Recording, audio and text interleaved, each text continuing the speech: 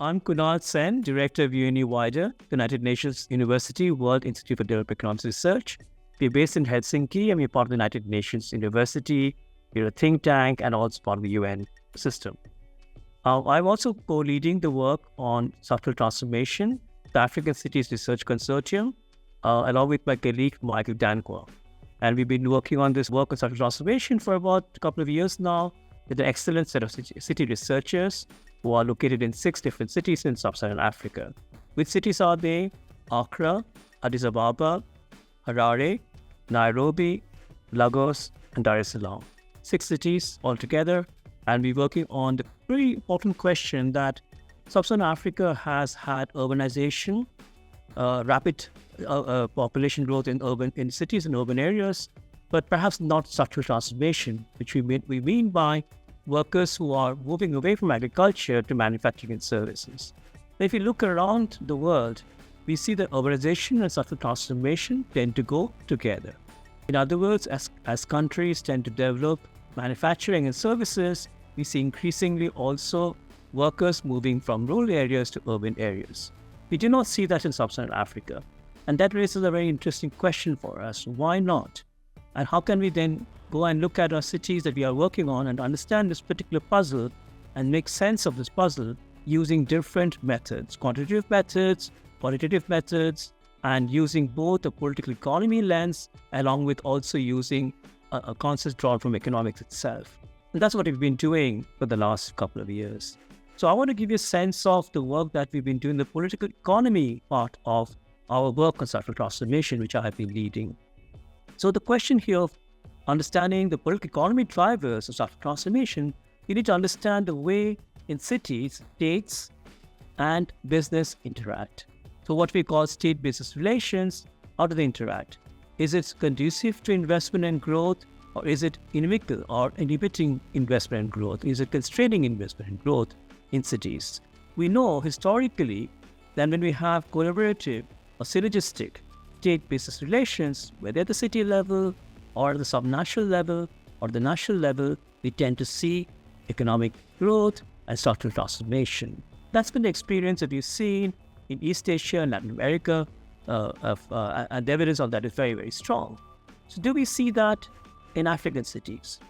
Now, to understand that particular question, we need to then think about what kind of enterprises are particularly are conducive to structural transformation. What kind of firms do we want to see as conducive to structural transformation? We've already given you a sense that manufacturing firms and tradable services firms are very important for structural transformation. These are export-oriented firms who are essentially driving investment and growth by asking the state for special kinds of policies that can make them prosper and grow to face world competition. The tradable services are essentially IT, tourism, and so on. And we think that these 2 sectors or groups of firms in manufacturing and tradable services are absolutely central for structural transformation. And in the work we do, we call this set of firms, both in manufacturing and tradable services, magicians. Magicians because they are essentially facing world competition and yet they're exporting in that constraints against many other firms who are in other parts of the world competing for the same markets. So we call them magicians. Along with magicians, we also tend to see workhorses. What do we mean by workhorses? Workhorses are informal enterprises, both in services or in manufacturing, who are producing mostly for the domestic market. Think of street vendors. They are a classic example of workhorses in African cities. So these are not very productive firms or enterprises, but they are important because they are also facing competition. They're facing competition in the domestic market. The informal sector faces a lot of competition because there's so many enterprises in the informal sector competing for similar markets in the domestic. Now, there is one more other group that's quite important in our story of understanding the political economy drivers of structural transformation, and we call them power brokers. The power brokers are enterprises, utility companies, telecommunications, real estate, who are also producing for the domestic market, but tend to have a lot of market power. In other words, they have big shares of the market. They are not facing competitive pressures as workhorses or magicians. So this third group we call power brokers. And in the argument we make, what we have, and this is not only true at city level, but also national level, structural transformation involves more and more growth of magicians, potentially also workhorses, but where also power brokers are kept under check.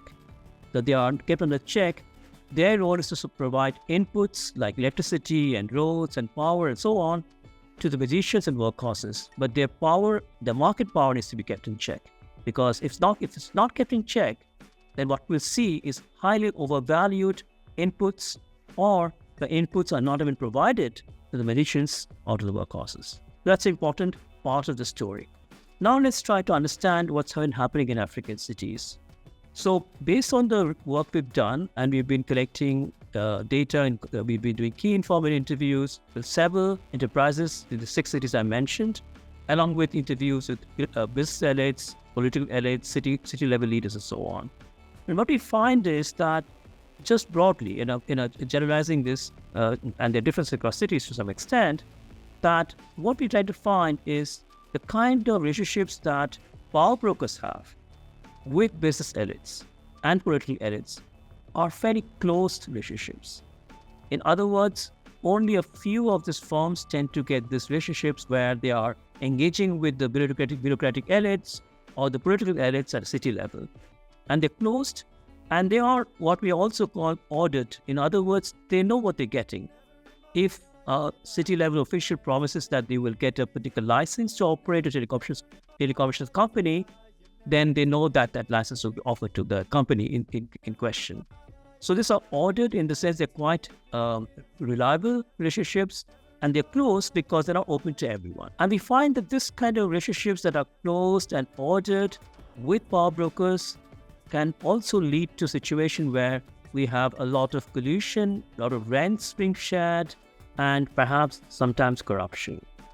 And that's not a good thing, because that might mean that these companies in this power brokers are not really under pressure to supply good quality inputs to the magicians and to the workhorses. Number one. Number two, because they are in this sort of close relationship with the political and bureaucratic elites, that also means that these elites don't seem to find the same level of interest or traction with magicians and workhorses. So that essentially implies that power brokers get a lot of attention, in part because they're sharing rents with the bureaucratic and political elites, in part also because they are very dominant in the city landscape. They're very important in the city landscape. Now, if we move to the other two groups I mentioned earlier, workhorses and magicians, there we see a slightly different situation. So for workhorses, we find that these are, as I mentioned, are informal enterprises in shanty towns in many cities, the cities that we're studying.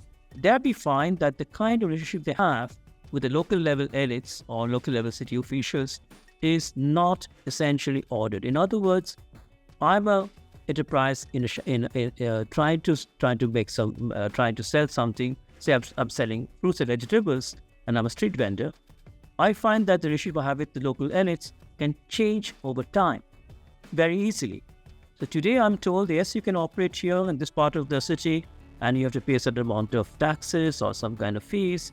Tomorrow, the same official might say, sorry, but you need to move from here. Or where the level of fees changes abruptly, and perhaps where there is a expectation of a bribe involved for that enterprise. That sort of situation, which is what we call disordered relationships, or disordered deals between city officials and its enterprises, is not conducive to economic development, economic growth. And that's why it's not surprising that in African cities we tend to find very small household enterprises who have not grown in size, who have not started employing other workers, and they're mostly confined to their own households. This kind of household enterprises, being so small, are not the most productive, when ideally they should grow, employ more people, and maybe even move to the formal sector. So the argument we make here is the kind of relationships these enterprises face in African cities is not conducive to growth and structural transformation. Now, finally, magicians. Musicians are what we would expect to hope to see in African cities because they are the ones who would drive structural transformation. Manufacturing, tradable services, garments, footwear, and so on. Tradable services being tourism, being IT. And what we find is we find very few musicians in African cities. So the work we're doing using quantitative data, looking at the nature of city economic structure, do not find many musicians. Now that's a problem because that essentially implies why we haven't seen in African cities structural transformation along with urbanization. Now why are they missing? Why are musicians missing in African cities? There are two main reasons in our view. One is they essentially are not they have not a strong interest to the political city elites. In part because they are not yet the size and scale that we might have seen in cities in, say, East Asia, where we have large corporations who are also manufacturing firms, who are obviously of interest to the political and city local elites. And so that's one reason. They're not large enough. They're not enough numbers of musicians, and that's why they're not of interest to political elites. The second reason is that these sorts of musicians also need other things around them. They need good infrastructure, they need ports, they need electricity, they need business environments which are facilitating their growth. And those things are also missing in this set of cities. And that's partly linked to the fact that these musicians don't get that much interest from the political and local elites. So that's a real issue, that we need to find a way that musicians in African cities find an environment that they can grow, that they can get a relationship with elites which are stable, which are predictable, which are open, that anyone can get to work to find a way to work with political, local, and bureaucratic elites. That's not happening as yet, and that's something that our work shows is fundamentally important in understanding why we haven't seen structural transformation in African cities, even though we have seen rapid urbanization.